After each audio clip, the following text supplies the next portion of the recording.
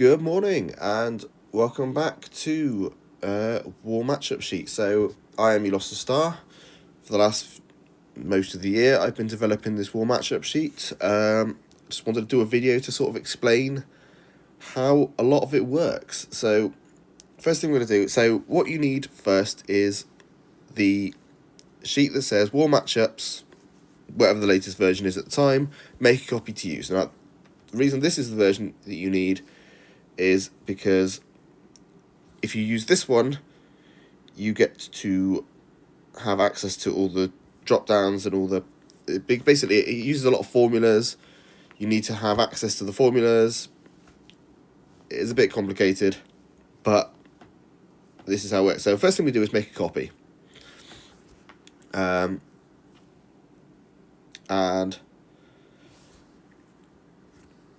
you can rename your copy, whatever you like. So, actually, first, when you originally download it, all of this isn't actually visible. You only see that when you click on the base. So the reason you've got to click on the base is because that gives you access to, once you've opened that, it gives you access to all the other, all like the formulas, because all the formulas are being fed into that sheet, and that's how it works basically. This is why there's a separate base to the copy you use. I'm probably aware that's probably not been the best explanation for it, but essentially that's the only way of making it so that nobody can accidentally mess with the original copy. Because when I had an option where everybody could access it, someone would eventually come along and delete something, and this is the way that everybody can have their own individual copy, and all the data is being fed into a copy that you can use. So, first thing we're going to do is, so we clicked allow to link the sheets. So when you log on, so basically there's an import range here. So first time you log in, it will ask you to allow the linking of the sheets. And that means that your sheets that you've just made will link to the base copy, which is why we opened it. And then all of this drops down. So this explains how to do it. So first thing we've got to do is go to the Marvel Strike Force website, click on the Alliance tab, and download the roster. So go to the Strike Force website. Okay, so I am signing in now. Oh, it's logging me in. Okay, we're getting there. We're getting there. I need to go to Alliance. Okay, so we need to click the CSV button and click on roster. So this downloads your roster, so you download it. Okay, so what you end up with is a sort of download. So because I'm on my iPad, I can't actually see it, so I already have a CVS download from another file, so I'm just going to copy it in here. So it goes, there's a tab called CVS download here, and you just copy and paste into there. I mean, actually, you only need the first couple of rows. We're in. So at the moment, it's currently doing its magic here. This will update in a second. There we go. Right, okay. So now it's downloaded everyone from my entire alliance. You could, if you wanted to, just do the first 4 cells. You only need sort of name, character ID, level, and power. And you could just download your you could just scroll down in the CVS file to just download your information. That would make it quicker.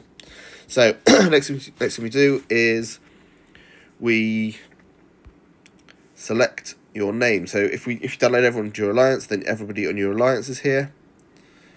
Where am I? Where have I lost myself? There I am. Okay, so it has now. If we go over here in the hidden bit.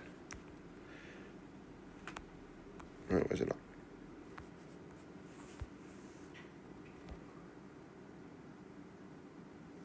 There we go. Right. Any problem with Google Sheets, sometimes it takes a few minutes to sort of do everything it's supposed to do. So this is the power of everybody in my roster. So basically that just sort of translates that to, so this is the name that Scopely give them in the file. I've translated it into a name that you can recognise, because some of the names are really random. Like if I find Kestrel, where's Kestrel? I can't remember who Sybil is. Oh, Sybil's Kestrel. So I've translated their names into a name that we know. So if in the file Sybil now is now Kestrel. So we go back. So now we go to where before. So if anything's hidden, it's hidden because it's hiding formulas and things. So the next thing we do is pre-war planning. So I leave my slot and then I claim my slot again. So this has wiped out all my previous defences. Then if we go back to our heat, now personally I'd recommend doing this on a computer if you've got one, because it's just a lot easier. But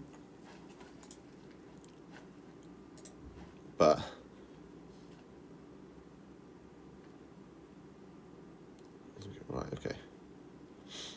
So next thing we want to do is work out, is there any characters you specifically want for offense? And if there is, you click reserve for attack.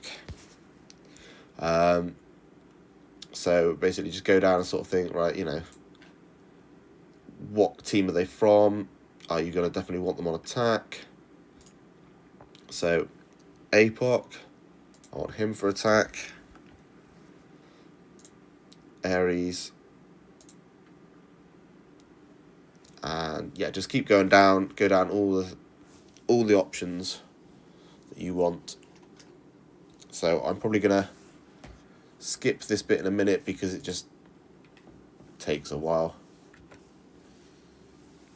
Okay, so another thing you want to do is find the characters you haven't unlocked yet, which is null. So I just put not unlocked. And also I haven't unlocked Medusa yet. I need to also at some point add Jean Grey and Hercules to this list. They are not on this at the point of posting. So what I will do is add here any characters that have been recently added, just so that you can sort of add them in. So, for example, I want to add Jean Grey. This probably needs to be done on a computer. Oops. Because otherwise... So essentially all you got to do is just move that down by 1. And then just copy that down. And Jean Grey.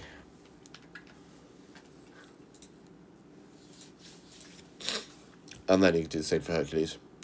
Although I have not unlocked her, so I can put not unlocked. Okay, so next thing to do is I want to build my defense. So this goes through all your characters, works out what the biggest team is needed to beat them based on if you had them on defense. Probably should have showed you this before. Actually, I'll quickly show you. So, say for example, I've put all these people as reserve for attack. If I were to not reserve anybody for attack, but them all as available, there's a lot different options. So, for example, Ares, I had him as reserved for attack. Starbrand, he's reserved for attack. So there's different options depending on it will just basically take out everybody who's not available. So changed it back to, I've got a load of characters, 10 teams reserved for attack. There's basically your Mercs for Money, your Undyings, Gamma, sort of the 10 meta war teams. Just so that I know I've got decent attack options. So now what I'm going to do is get to the top of this list and put them on my defense. So first one we got is Astral minus Emma Fox X-Men plus Kestrel. We're going to go to here, and where's my Astral? Down the bottom. Astral minus Emma Fox X-Men and Kestrel. There we go. So that is my first defense team. Back on here, and I've got to put them on defense.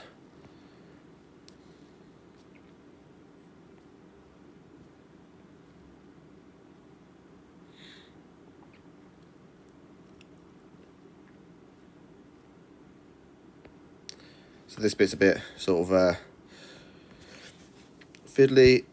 There may be a better way of doing this in the future. Although that probably needs a form, and I need to find out whether when you copy the original sheet, whether that will copy over is going to be the answer to that. Who have I not put on? Moon Dragon and Shadow King.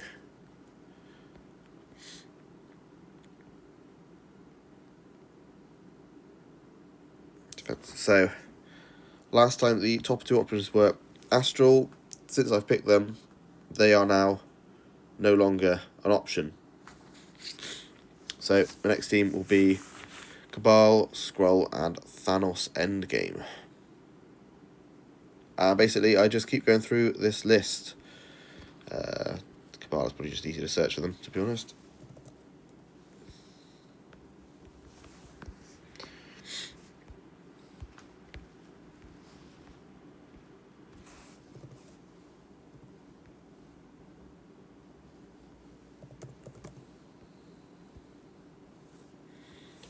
So that's two teams. So now I've just got to go through and add those to the list of defences. You don't need to see that. That's just going to be one of those things that takes a while, so I won't bore you by including that in the video, but eventually I will get to 10 defence teams. I'll probably show you that at some point later. So I'll just show you some of the other options. Right, so this is sort of key to some of the shortcuts. If you see $, outside of the team, that's Silver Surfer. It's just that these are sort of common characters which sort of get added to teams that it would just... that most people know what the shortcuts are, but I just wanted to make sure everything's definitely in there. If it's not on this list and it's a minus with a team, then you just have to look at the team and sort of work out who that's going to be. So, for example, what we got? So, Night Stalker's minus MT. MT is Man Thing. There's probably a minus MK at some point, which would be Moon Knight. It's tried to be, as obvious as possible. Which is why in Mercs for Money, Deathpool and Deadpool are both named if they're being added or taken away, because DP, I'm not having a DP as one or the other, I'm just going to write Deathpool or Deathpool. So that's that. So this was the first very original sheet that I started this with. So this is if you've got a team and you want to know what they're good against. So Illuminati, if you've got a 4.5 million power Illuminati, this is what they can hit. Theoretically, this is all sort of based on matchups I've seen and sort of scaling up or down. So take some of it with a bit of pinch of salt. Would it probably beat. So theoretically, the biggest punch up I've seen has been a 1.77 punch up. Would you probably want to do that? Take it with a bit of pinch of salt, but that is sort of percentages which I've seen possible, and any fails, I've seen it fail at that amount. So I don't really use this one anymore, so I hide that one. This was the second sheet I did. So if you were if you saw a defensive team on defense, so this tab does not take into account which ones you've got selected or your power. So this is the sort of original sheet. So if someone had Annihilators, minus Gore plus Mephisto, these are the teams which can beat it. I don't use that anymore. I hide that. This is the one I use. So if you go back to your section here, so anybody I have on defense, I will mark as being on defense here. Basically what that means is that so on this list you could say whether they're available for attack, whether you've put them on defense, whether you haven't unlocked them, or whether you've already used them in war. So once you click anything other than available, they are not available to be used as an attacker on this screen. I'll show you a bit more of that later when we do some war attacks. It'll be a separate video. But basically, this selects the opponent. So if you're facing an infestation team, this is theoretically, well, this is, as long as you've entered everything that's available or not available, this will work out what you've got available. So I've got a Nowhere, minus Startled Annihilation, plus an Ares. It will tell me my team's power. That actually is a little bit lower than what it actually is, because there's various sort of war additions, war boosts that give people a little bit more power. But if your team, say, is a little bit under that, then you might be able to look at it and sort of say, actually, yeah, I can beat that. And there's things to look at here. So a Nowhere has beaten it at the highest record, so my power is bigger than the highest record that's beaten it. But I've also seen somebody fail it at lower level. So that, when you sort of look at it, I think, well, I could beat it. Maybe I could. Maybe I should. But I've seen someone fail it, so you've got to work out whether it's worth the risk or not. Now, obviously, Infestation is very common defense, and there's a lot of options that can beat it. There's some out there which don't have a lot. So, Illuminati minus Mr. Fantastic. I've only taken out a couple of options. So a couple of people that I've put are not available because I've only just started doing my defences.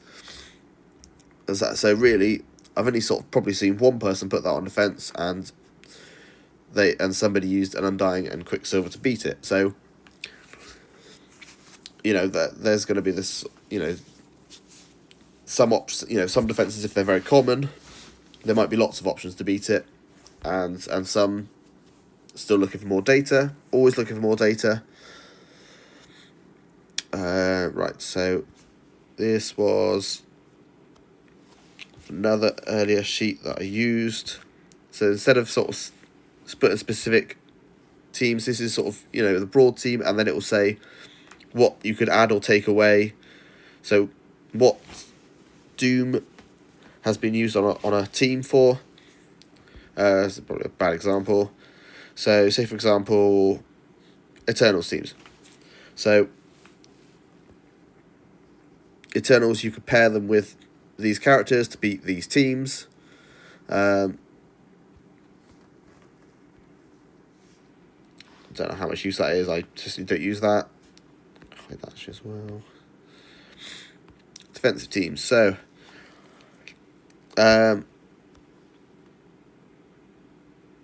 this is basically, this was an early, if you're planning your defense. I personally don't use this one anymore because I suppose it's kind of useful. So say for example, on the war defences, you see